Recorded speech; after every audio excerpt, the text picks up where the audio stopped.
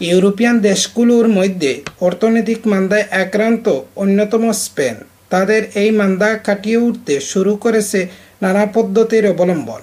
ইতিমধ্যে বেসংকোচ নীতি গ্রহণ করে স্পেন সরকার জনগণের বেশ কিছু ফান্ড বন্ধ করে দিয়েছে, প্রয়োগ করছে নতুন নতুন ফর্মুলা।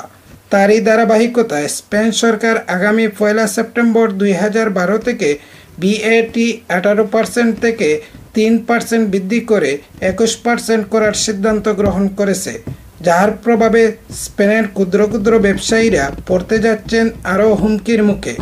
বিশেষ করে বাংলাদেশি ক্ষুদ্র ব্যবসায়ীরা এর প্রভাবে পড়বেন আরও বিপাকে।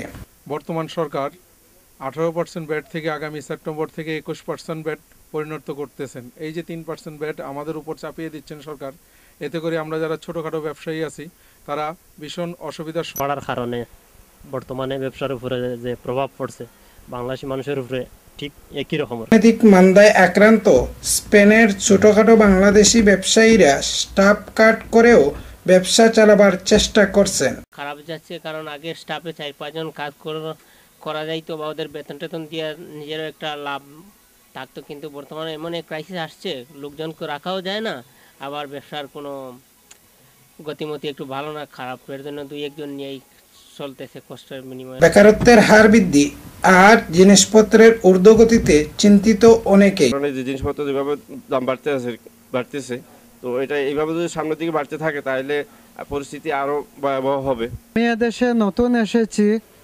একদিকে আমার কাজকর্ম নেই, অপরদিকে এদেশে সাম্প্রতিক সময়ে দ্রব্যমূল্যের ঊর্ধ্বগতির কারণে আমি টেনশন বুক করছি। আমরা যে টাকা রুজি করি এতে গিয়ে দেখি জিনিসপত্রের দাম সাথে আমাদের পারিবারিক খরচ আমরা মেটাতে পারি না। স্পেনের বাঙালি ক্ষুদ্র ব্যবসায়ীদের একটি বৃহৎ অংশ ইতিমধ্যে ব্যবসা গুটিয়ে নিয়েছেন।